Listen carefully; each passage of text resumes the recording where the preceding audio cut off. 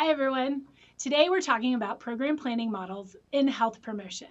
Now, I know the phrase planning models doesn't exactly scream excitement, but stick with me.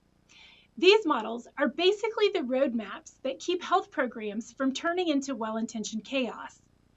They help us move from a good idea to something that actually improves people's health. By the end of this presentation, my goal for you is to understand why planning models matter, get comfortable with the generalized model, and recognize some of the more specialized models used in real-world settings like health departments, hospitals, and community organizations.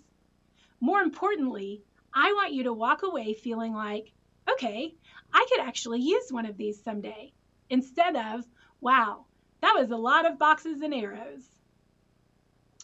One big takeaway from this chapter is that good health programs don't happen by chance or accident. Even when programs fail, it's usually not because people didn't care. It's because something wasn't planned out well. Planning models give us structure. They don't tell us exactly what to do, but they help us answer questions like, what's the real problem? Who are we trying to help? And how will we know if this actually worked? Even though there are lots of different models, most of them follow the same basic logic. They just have different names. The generalized model is kind of the starter model, if you will, for health promotion planning. Think of it as the common denominator, the core steps that show up in almost every other planning model. It has 5 phases, and honestly, they line up pretty well with how most of us are already thinking about projects in everyday life. The first phase is assessing needs and capacity. This is where you stop and ask, what's actually going on here? Not what we think the problem is, but what the data and the community are actually telling us. It also means looking at capacity and asking, do we have the people, money, time, and resources to realistically address this issue? Once we understand the situation, we move into setting goals and objectives. Goals are the big picture where we want to go, while objectives are the smaller, measurable steps to help us get there. Next comes developing interventions. This is the creative part where designing activities and strategies or programs that actually help people move towards those goals. Then we move to implementation, which is where the plans meet reality. This phase often looks very different from how it appeared on paper. Just know that that's completely normal. Finally, we have evaluation, which is not just about proving success. Evaluation helps us answer questions like, what's working? What's not working? And what should we do to change next time? This model is also useful for things like grant writing because it clearly shows funders that your program is thoughtful, organized, and evidence-based. One of the most well-known planning models is Pre-Seed, Proceed. This one is much more detailed and is often described as robust, which is just another way of saying, well, it's a lot.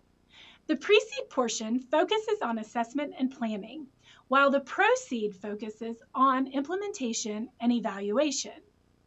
It's especially helpful when you're dealing with complex health behaviors and environmental factors. A major strength of this model is how it breaks down influences on behavior into 3 categories: predisposing factors like knowledge or attitudes, enabling factors such as access to resources, and reinforcing factors like social support or rewards. This helps planners design interventions that actually address the real reasons for why people behave the way that they do.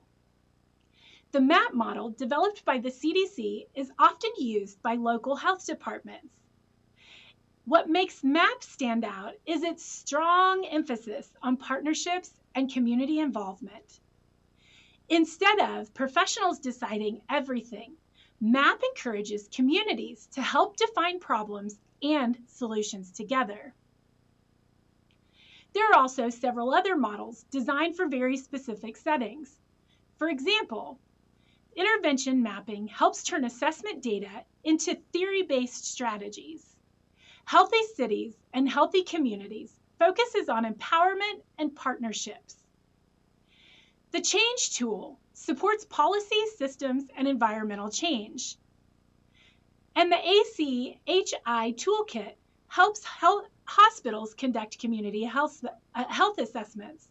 Each model serves a purpose. It's less about finding the one and more about finding a right fit. Some models you may already recognize, and those include MAP-IT, SMART, PATCH, and even a SWOT analysis. Many of these come from other fields, but are extremely useful in public health planning. When choosing a planning model, consider the 3 F's. Fluidity. Planning isn't always linear. Flexibility. Models should adapt to the people and context.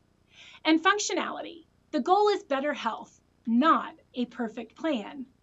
And keep in mind that models are tools, not rules. To wrap things up, planning models give us a structured way to create effective health programs. The generalized model lays the foundation, while specialized models like PRECEDE, PROCEED, and MAP help address more complex situations. At the end of the day, the best model is the one that helps you design programs that actually make a difference.